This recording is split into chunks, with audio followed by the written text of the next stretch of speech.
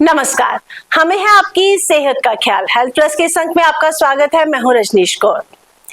Cancer अपने आप में ही एक भयंकर बीमारी। वैसे तो हर रोग कष्टदायी है, पर कैंसर की अगर बात की जाए तो ये बहुत ही कष्टदायी रोग है। सर्वाइकल कैंसर महिलाओं में सबसे अधिक पाया जाने वाला कैंसर, और गंभीरता की बात यह है कि महिलाएं ही इससे अपरिचित है। इसी विषय पर बात करने के लिए आज हमारे साथ हैं जम्मू की जानी मानी गायनेकोलॉजिस्ट डॉक्टर निधि रैना। डॉक्टर साहब, आपका बहुत बहुत स्वागत है। धन्यवाद। मैम, कैंसर, सर्वाइकल कैंसर क्या है?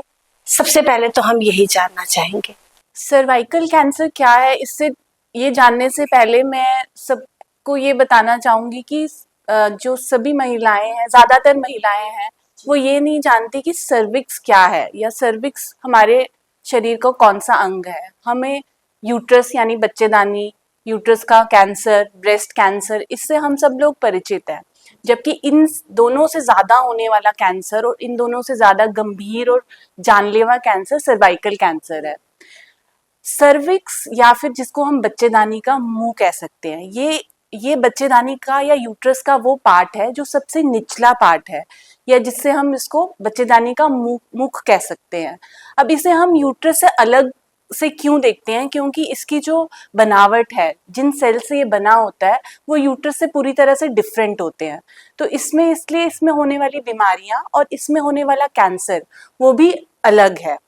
अब आपने कहा सर्वाइकल कैंसर क्या है, यानी कि इसी सर्विक्स में जो इसके सेल्स होते हैं, कैंसर का मतलब है शरीर के किसी भी पार्ट में जब सेल्स एबनॉर्मली ग्रो करना शुरू कर देते हैं, आउट ऑफ कंट्रोल ग्रोथ हो जाती है, उसे हम कैंसर कहते हैं, उस बीमारी को। वही अगर बच्चेदानी के मुख या अंग्रेजी में कहें तो सर्विक्स में जब ये प्रोसेस होने लगती है तो इसको हम सर्वाइकल कैंसर कहते हैं। ये खतरनाक इसलिए, जैसे आपने कहा, कि ये महिलाओं में होने वाला बहुत ही कॉमन कैंसर है, खासकर इंडिया और डेवलपिंग कंट्रीज में, और इनसे महिलाओं में बहुत ज्यादा अधिक मौतें भी देखी जाती हैं, इसलिए ये बहुत ही गंभीर बीमारी है। मैम, बात की जाए ये होता कैसे है? देखिए, सर्वाइकल कैंसर मैक्सिमम केसेस में ह्यूमन पैपिलोमा वायरस नाम के एक वायरस से होता है, और ये वायरस सिंपल है, ये सेक्सुअली ट्रांसमिटेड वायरस है, यानी कि सेक्सुअल संबंधों से, यौन संबंधों से ही ये वायरस किसी भी महिला में आता है, और फिर इस वायरस के इन्फेक्शन से जो सर्विक्स के सेल्स हैं उनमें कुछ ऐसी खास चेंजेस होती हैं जो कि आगे जाके कैंसर बन सकती हैं। कहने का मतलब है, कोई भी महिला जिसको कभी भी कोई सेक्सुअल इंटरकोर्स का एक्सपोजर नहीं हुआ हो, जो अनमैरिड है या कभी पूरी लाइफ में कभी भी सेक्सुअल एक्सपोजर नहीं हुआ, उनमें ये कैंसर कभी नहीं हो सकता। ये कैंसर ह्यूमन पैपिलोमा वायरस से होता है। ह्यूमन पैपिलोमा वायरस की भी कुछ खास स्ट्रेन्स होती हैं जिनसे ये होता है, अधिकतर होता है, और सिर्फ ये वायरस जो है वो सेक्सुअली ट्रांसमिटेड ही है। बात की जाए मैम, कारण और लक्षण क्या है इसके? हमें कैसे पता चलेगा कि हमें ये प्रॉब्लम स्टार्ट है? देखिए, जैसे मैंने आपको पहले ही बताया कि ये जो है लगभग ज्यादातर केसेस जो है वो ह्यूमन पैपिलोमा वायरस से होते हैं, जो कि एक सेक्सुअली ट्रांसमिटेड वायरस है। ये मेन कारण है, लेकिन कुछ और चीजें हैं जो इसको बढ़ावा दे सकती हैं, जैसे कि अर्ली सेक्सुअल एक्सपोजर, यानी किसी कारण से, जैसे लड़कियों की बहुत जल्दी शादी हो जाना या किसी और कारण से उनको जल्दी सेक्सुअल एक्सपोजर मिलना, उन महिलाओं में ये कैंसर अधिक देखने को मिल सकता है। फिर ऐसी महिलाएं जिनको किसी कारण से, जो कि मल्टीपल सेक्सुअल पार्टनर्स के साथ इन्वॉल्व है, या फिर उनका पार्टनर या उनका हस्बैंड या उनका वो आगे मल्टीपल सेक्सुअल पार्टनर्स के साथ इन्वॉल्व है, तो उन महिलाओं में ये ज्यादातर देखा जा सकता है। वह महिलाएं जो कि रेगुलर तरीके से स्मोकिंग करती हैं, स्मोकिंग में ये देखा गया है कि जो स्मोकर महिलाएं हैं, अगर उनमें ह्यूमन पैपिलोमा वायरस इन्फेक्शन हो जाता है तो वो ज्यादा आक्रामक रूप से काम करता है और वो ज्यादा देर तक रहता है, तो उन महिलाओं में ये कैंसर ज्यादा होता है। इसके अलावा जहाँ पे लो हाइजीन, पुअर हाइजीन है, या अदर सेक्सुअली ट्रांसमिटेड इन्फेक्शंस जैसे कि सिफिलिस, गनोरिया या HIV, इस तरह की बीमारियां, उनमें ये ज्यादा देखा जाएगा। उन महिलाओं में जिनकी इम्यूनिटी कम है, किसी भी कारण से जिनकी इम्यूनिटी कम है, खासकर HIV एड्स के साथ में इस कैंसर का बहुत एसोसिएशन देखा गया है।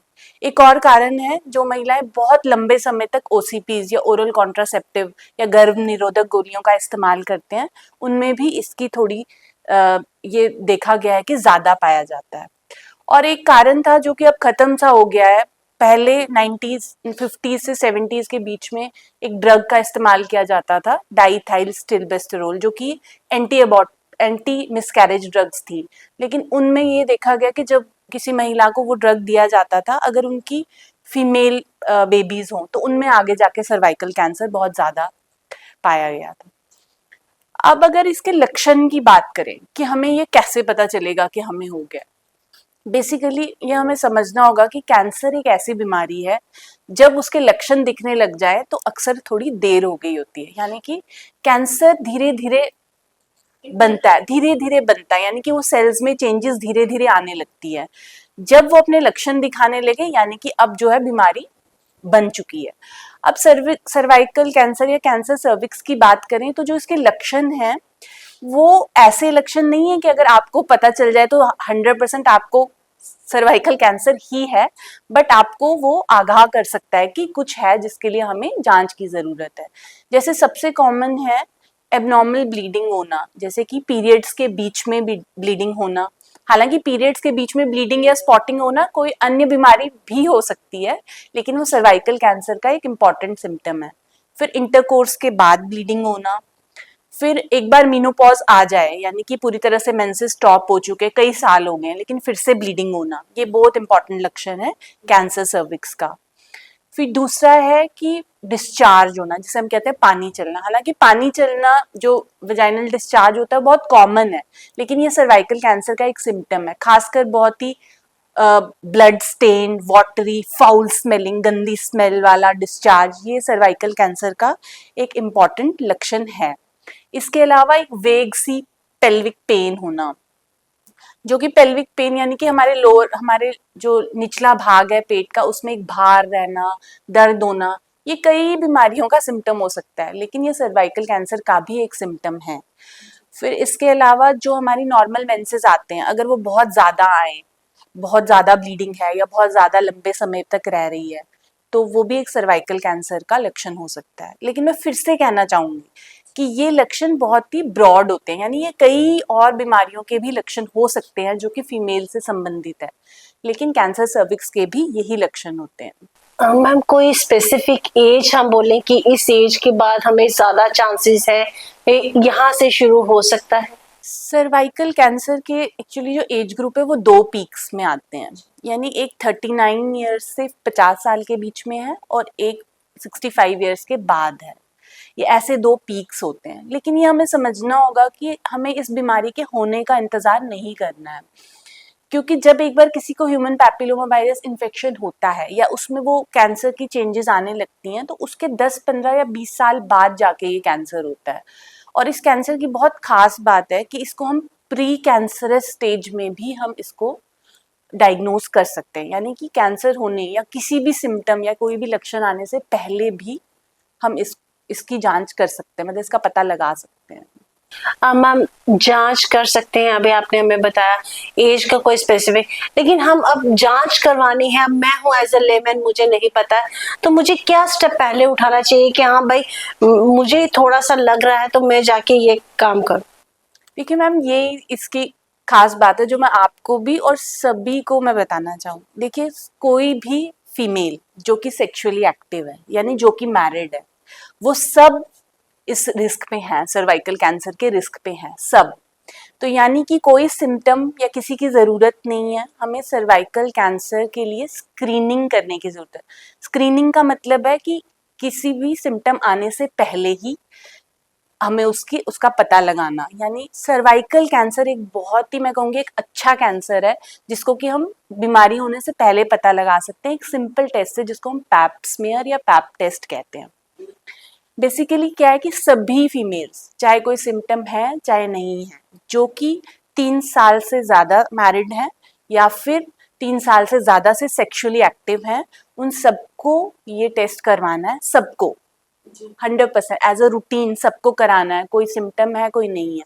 क्योंकि इस टेस्ट में क्या होता है कि हम सर्विक्स के कुछ सेल्स को लेते हैं और उनकी टेस्ट करते हैं, यानी कि कैंसर होने से पहले ही प्री कैंसरस स्टेज में क्या उन सेल्स में ऐसी चेंजेस तो नहीं आ रही हैं जिस जो कि आगे जाके ये कैंसर बनेगी, उसकी एक प्रॉपर ये उसी के लिए ये टेस्ट बना है और उसकी प्रॉपर क्लासिफिकेशंस हैं जिनको हम पहले ही पता लगा के पहले ही ट्रीट कर सकते हैं। तो प्रॉब्लम यही आ रही है कि मैक्सिमम फीमेल्स को पता ही नहीं है कि कैंसर सर्विक्स क्या है और ये भी नहीं पता है कि हम सबको एज अ रूटीन ये टेस्ट करवाने की जरूरत है। मैम मान लीजिए कि चलो हमने टेस्ट करवा दिया, हमें पता चल गया कि हम सफर कर रहे हैं इस बीमारी से, तो अब हमारा फर्स्ट स्टेप, क्योंकि ये आप भी जानते हैं कि कैंसर का नाम सुनते ही लोग डर जाते हैं, लोग क्योंकि फाइनेंशियली भी कहा जाता है कि बिल्कुल ये खत्म कर देता है इंसान को, तो क्या फर्स्ट स्टेप हमें लेना है, किस तरीके से हमें अपना ट्रीटमेंट स्टार्टअप करना है, एज अ डॉक्टर आप कैसे रिकमेंड करेंगी कि क्या क्या चीजें आपको अडॉप्ट करनी है? देखिए मैम, पहले तो मैं इसके ऊपर ही मतलब जोर देना चाहूंगी जो मैंने पहले कहा है। अगर हम ये वाला स्टेप उठाते हैं, मतलब पैप्समेयर के अलावा भी कई चीजें, जैसे मैंने आपको कहा कि ह्यूमन पैपिलोमा वायरस HPV से ये होता है, तो हम पैप्समेयर के अलावा HPV DNA टेस्ट भी करा सकते हैं एज अ रूटीन सबके लिए, ताकि हमें पहले से पता चल जाए कि अगर हम इससे इन्फेक्टेड हैं तो हम प्रॉपर स्टेप्स ले सकते हैं। इसके अलावा जो हमारी PHC CHC जो प्राइमरी हेल्थ सेंटर्स और वहाँ के लिए भी कुछ टेस्ट डिवाइस किए गए हैं जिसको हम विजुअल इंस्पेक्शन ऑफ सर्विक्स कहते हैं, जो कि सिंपल हेल्थ वर्कर भी कर सकते हैं, जो हाई रिस्क पेशेंट्स को आगे फर्दर स्क्रीन कर सकते हैं। अब आते हैं, अगर सच में ये ये बीमारी डायग्नोज हो ही गई, मतलब सिम्टम्स भी आ गए हैं, फिर डायग्नोसिस जो कि यूजुअली बायोप्सी से होता है, डायग्नोसिस भी हो गया है, उसके बाद इसका सारा ट्रीटमेंट जो है वो इसकी स्टेज और इसकी स्प्रेड पे डिपेंड करता है। मेनली सर्वाइकल कैंसर के ट्रीटमेंट को हम 3 हिस्सों में डिवाइड कर सकते हैं, जो कि है सर्जरी, कीमोथेरेपी, रेडियोथेरेपी और आजकल जो न्यू अप्रोचेज आ गए जिन्हें हम टारगेटेड अप्रोचेज कहते हैं, जैसे इम्यूनोथेरेपी। अब सर्जरी, इन तीनों में से हम कौन सा ट्रीटमेंट लेंगे या फिर मल्टी मॉड्यूलर अप्रोच होगा, ये पूरी तरह से उस बीमारी के स्टेज पे डिपेंड करेगा।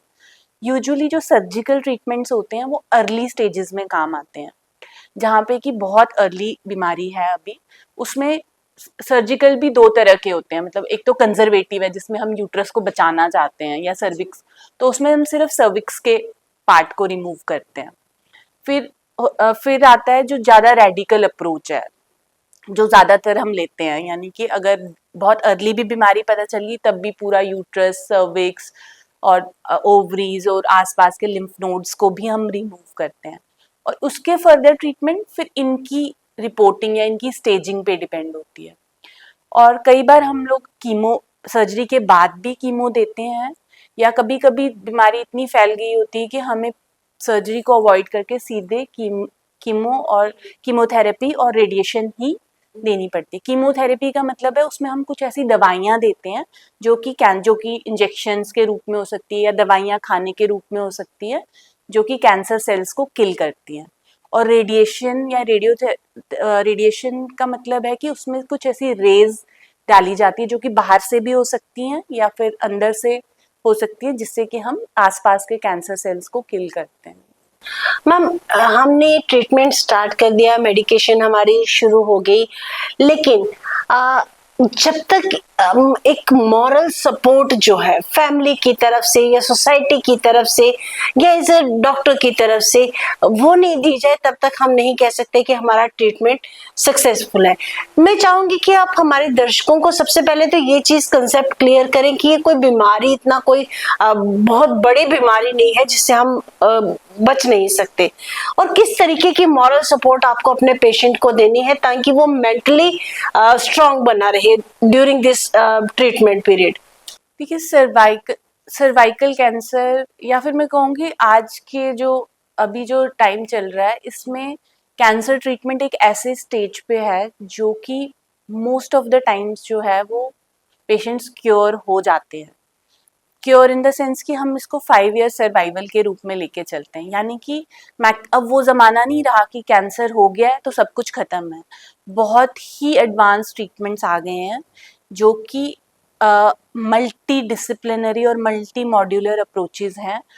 कहने का मतलब अगर हम खुद मानेंगे कि हाँ, पहले तो अगर हम इफेक्टेड है कि हम ट्रीट हो सकते हैं, और दूसरा अगर हमारी फैमिली भी इसको एक्सेप्ट करेगी कि पूरी तरह से ट्रीटमेंट हो सकती है, तो बहुत सारे सर्वाइकल कैंसर के पेशेंट्स पूरी तरह से ठीक हो जाते हैं और आगे के लिए पूरी नॉर्मल लाइफ भी जीते हैं। डेफिनेटली ये बहुत चीज़ों पे डिपेंड करता है, उनकी एज, उनकी स्टेज ऑफ डिजीज़। तो फैमिली का यही रोल है या कि पूरी तरह से अपने पेशेंट के साथ बने रहें, और उनको मतलब पहली बात तो यही मान के नहीं चलना है कि सब कुछ ख़त्म हो गया है। डेफिनेटली आजकल जो ट्रीटमेंट ऑप्शंस हैं ये पूरी तरह से क्योरेबल भी है। मैम, ट्रीटमेंट भी है, लेकिन जब तक प्रॉपर डाइट हमारी, आपको क्या लगता है कि हमारी जो डाइट प्लान है, ये जो अभी का हमारा सेडेंटरी लाइफस्टाइल है, वो इफेक्ट करता है कहीं ना कहीं इस ट्रीटमेंट में, या इस बीमारी से बचने के लिए हमें हेल्प कर सकता है? इनिशियली अगर हमें बीमारी से बचना है तो हमारा डाइट प्लान क्या है, किस तरीके के प्रिकॉशंस हमें लेकर चलें? डाइट और सर्वाइकल कैंसर को तो मैं सिर्फ ऐसे ही जोड़ूंगी कि जैसे मैंने आपको कहा कि उन फीमेल्स में जिनकी इम्यूनिटी हाँ लो होगी, उनमें डेफिनेटली कोई भी बीमारी है या कोई भी कुछ इवन कैंसर सेल्स भी हैं वो ज़्यादा ही प्रोलिफरेट करेंगे, तो वो तो है डेफिनेटली इसमें। लेकिन जैसे कि ब्रेस्ट कैंसर है वो ज़्यादा एक लाइफस्टाइल डिजीज़ है, और जो सर्वाइकल कैंसर है ये ज़्यादा एक सोशियो सोशल डिजीज़ है, इन द सेंस कि ये लो सोशियो इकोनॉमिक ग्रुप जिनका हाइजीन अच्छा नहीं है, हाँ वो उनमें ये जो है ये डिजीज़ थोड़ा ज़्यादा है। तभी अभी आप अगर वेस्टर्न कंट्रीज़ और डेवलपिंग कंट्रीज़ को कंपेयर करेंगे तो सर्वाइकल कैंसर का बर्डन जो है वो डेवलपिंग कंट्रीज स्पेशली इंडिया और अफ्रीका में ही ज़्यादा है। मैम, बात की जाए सर्वाइकल कैंसर को हम मानते हैं कि रोका जा सकता है, तो सरकार की तरफ से या कोई ऐसे एनजीओ से कुछ ऐसे कदम उठाए गए हैं कि हमारी जो इकोनॉमिक लोअर क्लास के जो लोग हैं उनको किस तरीके से हम हेल्प कर सकते हैं, ताकि वो कोई ऐसी स्कीम्स, या ताकि इस प्रोग्राम के माध्यम से वो मैसेज उन तक पहुंचे ताकि वो उसको फाइंड आउट करके उनकी हेल्प ले सके? जी मैम, ये ही सर्वाइकल जो भी आपने क्वेश्चन पूछा ये सबसे इम्पॉर्टेंट चीज़ है इसके बारे में, क्योंकि मैं बस एक बात कहना चाहूँगी, जो कैंसर सर्विक्स है वो एक बहुत ही अच्छा कैंसर है इन द सेंस कि इसको हम 100% प्रिवेंट कर सकते हैं। क्यों? क्योंकि जैसे मैंने आपको शुरू में बताया ये एक वायरस के द्वारा होने वाला कैंसर है, और आप जैसे समझते होंगे कि मैक्सिमम वायरसेस होते हैं जिनके अगेंस्ट हम वैक्सीनेशन डेवलप कर सकते हैं। तो सर्वाइकल कैंसर सिर्फ इसको लिवर के कैंसर, दूसरा लिवर का कैंसर होगा जो कि हेपेटाइटिस बी वायरस से होता है, सिर्फ यही 2 कैंसर्स हैं जो हम वैक्सीन से प्रिवेंट कर सकते हैं। यानी कि अगर हम अपनी डॉटर्स को, ये सबके लिए हमारे लिए भी है, अगर जो हमारी डॉटर्स जो 9 साल से बड़ी हैं उनको हमें mandatory human papilloma virus vaccination लगवानी है। पहला स्टेप ये है। दूसरा स्टेप है कि हमें एज अ फीमेल्स, चाहे हम बिल्कुल नॉर्मल हैं, क्योंकि मैंने अपनी प्रैक्टिस में ये देखा है, जैसे कि कोई भी आता है, आप आते हो या इवन मैं हूँ एज अ डॉक्टर हूँ या मेरा फेलो डॉक्टर है, वो सब पैप स्मीयर जो मैंने आपको बताया था वो करवाने से कतराते हैं, क्योंकि बिकॉज इट इज़ उनको लगता है कि पेन होगा या शायद थोड़ा सा शर्म के मारे, या मतलब मैक्सिमम वो ये करते हैं कि नहीं हम ये नहीं करवाना चाहते हैं क्योंकि एक बैरियर है एक। तो अगर हम रेगुलर पैप स्मीयर करा अपनी अनमैरिड बेटियों को, 2 ही स्टेप है, अनमैरिड बेटियों को वैक्सीनेशन करवाते हैं और मैरिज के बाद HPV human papilloma virus vaccination, और सेकंड स्टेप है कि अगर जो मैरिड फीमेल्स हैं वो रेगुलरली पैप स्मीयर जो होता है वो हर 3 साल में सबको करवाना है। सॉरी मैम, मैं आपको इंटरप्ट कर रही हूँ। ये वैक्सीनेशन की बात की जाए तो ये सुनने में आया है कि ये कॉस्टली है काफी, तो कोई गवर्नमेंट की तरफ से ऐसी कोई स्कीम या जिससे हम, क्योंकि जनरल मासेस में जो हमारे इतने सारे महिलाएं हैं जो बिलो पॉवर्टी लाइन भी है, तो उनके लिए प्रॉब्लम है, तो कैसा कुछ स्कीम है? ठीक है मैम, अभी के लिए क्या है कि इंडिया में कुछ स्टेट्स हैं जिन्होंने इसको मैंडेटरी किया है, अदरवाइज ये भी जल्दी होगा कि जो हमारा नेशनल इम्यूनाइजेशन शेड्यूल है, बहुत सारी कंट्रीज हैं जिन्होंने अपने इम्यूनाइजेशन शेड्यूल में ही ह्यूमन पैपिलोमा वायरस वैक्सीन्स को रखा है। इस टाइम पे आज की डेट में 3 टाइप के मेन वैक्सीनेशंस होते हैं। एक बाईवैलेंट वैक्सीनेशन होता है, क्वाड्रीवैलेंट होता है और नैनोवैलेंट वैक्सीनेशंस होते हैं, जो कि बहुत कॉस्टली नहीं है। हाँ, अगर आप कहें कि बहुत बिलो पॉवर्टी लाइन वाले बच्चों को अभी हम नहीं कर पा रहे, लेकिन मेरे हिसाब से वो सेकेंड स्टेप है। अभी तो हम भी नहीं कर पा रहे, जो लोग अफोर्ड कर सकते हैं, हमने भी नहीं करवाया है ना। पहला स्टेप तो यही होना चाहिए कि जो अफोर्ड कर पा रहा है, यानी ये 2000 रुपीज की वैक्सीनेशन है जिसके आपको सिर्फ 3 डोजेस लगवाने हैं। और अगर आप 9 to 14 ईयर्स की बच्चियों का कराते हैं तो सिर्फ दो डोजेस लगवाने हैं। तो कॉस्टली है, बट जो हम मिडिल क्लास या जो अफोर्डेबल क्लास है अभी उन्होंने भी नहीं करवाया है।